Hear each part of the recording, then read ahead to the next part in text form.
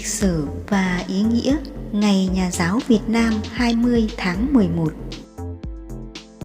Sinh thời, Chủ tịch Hồ Chí Minh từng nói: hiền dữ đâu phải là tính sẵn, phần nhiều do giáo dục mà nên. Giáo dục là yếu tố chủ đạo trong sự hình thành và phát triển nhân cách của con người. Người giáo dục cho ta là người truyền đạt kiến thức, kinh nghiệm lịch sử xã hội để ta phát huy được năng lực của bản thân. Người đó là thầy của ta. Muốn sang thì Bắc cầu kiều, muốn con hay chữ thì yêu lấy thầy. Ngày 20 tháng 11 hàng năm là dịp để các thế hệ học trò thể hiện lòng tri ân của mình đến với các thầy cô giáo. Nhưng không phải ai cũng biết lịch sử của Ngày Nhà giáo Việt Nam. Chúng ta cùng theo dõi video để hiểu rõ nguồn gốc và ý nghĩa Ngày Nhà giáo Việt Nam 20 tháng 11. Lịch sử hình thành Ngày Nhà giáo Việt Nam. Tháng 7 năm 1946, một tổ chức quốc tế các nhà giáo được thành lập ở Paris đã lấy tên là Liên hiệp Quốc tế các công đoàn giáo viên, được viết tắt theo tiếng Pháp là FIS.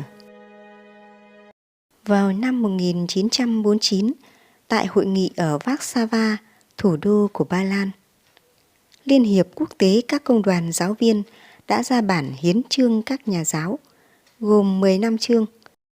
Nội dung chủ yếu là đấu tranh chống nền giáo dục tư sản phong kiến, xây dựng nền giáo dục tiến bộ, bảo vệ những quyền lợi vật chất và tinh thần chính đáng của nghề dạy học và các nhà giáo. Trong những năm kháng chiến chống thực dân Pháp xâm lược, Công đoàn Giáo dục Việt Nam đã liên hệ với FIS với mục đích tranh thủ các diễn đàn quốc tế tố cáo âm mưu tội ác của bọn đế quốc xâm lược đối với nhân dân ta, cũng như đối với giáo viên và học sinh. Đồng thời, giới thiệu những thành tích của nền giáo dục cách mạng, tranh thủ sự đồng tình, ủng hộ của toàn thể giáo viên trên thế giới đối với cuộc kháng chiến chính nghĩa của dân tộc ta.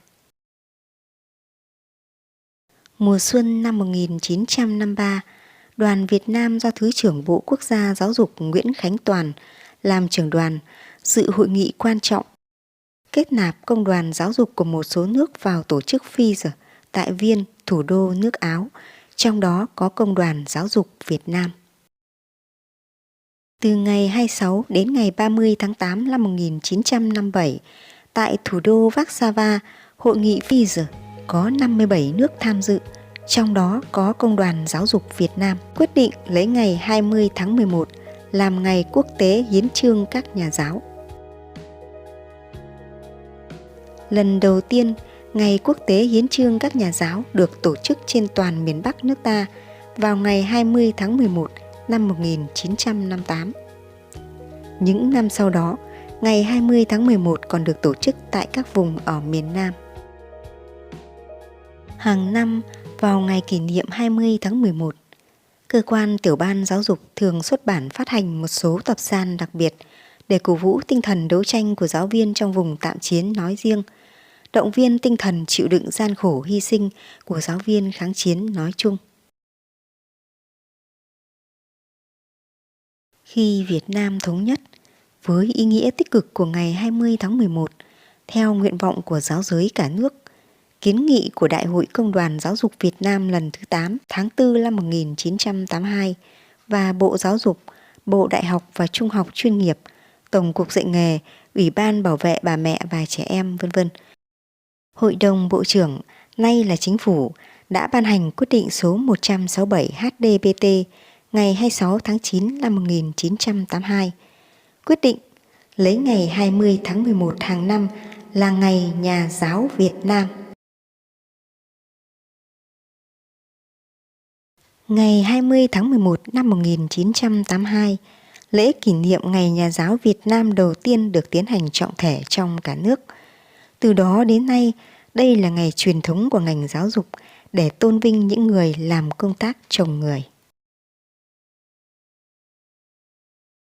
Ý nghĩa sâu sắc của Ngày Nhà giáo Việt Nam 20 tháng 11.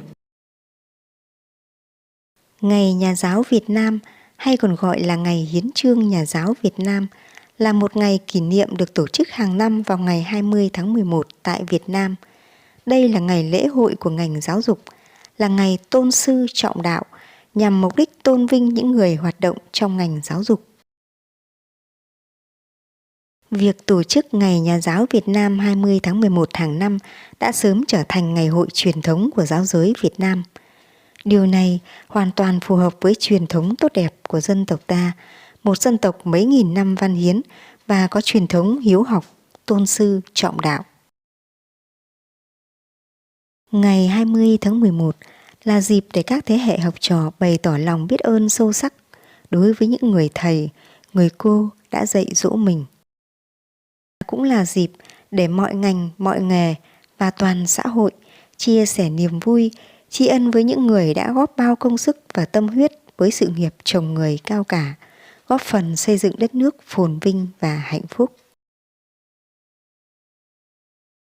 Đây là dịp lễ các thầy cô giáo trong ngành giáo dục thêm tự hào về truyền thống của ngành, cố gắng, nỗ lực, vượt qua thử thách và khó khăn, nguyện làm tròn nhiệm vụ chăm sóc, bảo vệ, giáo dục thế hệ trẻ trong sự nghiệp trồng người, góp phần làm rạng rỡ thêm truyền thống văn hóa dân tộc Việt Nam ta.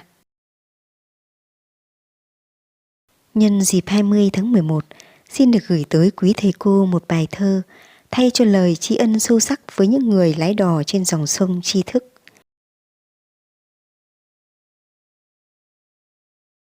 Bài thơ Người lái đò.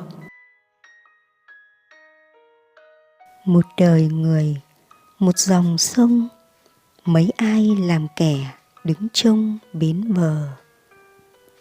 Muốn qua sông phải lụy đò, đường đời muôn bước cậy nhờ người đưa. Tháng năm dầu dãi nắng mưa, con đò tri thức thầy đưa bao người. Qua sông gửi lại nụ cười, tình yêu xin tặng người thầy kính thương. Con đò mộc, mái đầu xương, mãi theo ta khắp muôn phương vạn ngày. Khúc sông ấy vẫn còn đây, thầy đưa tiếp những đò đầy qua sông.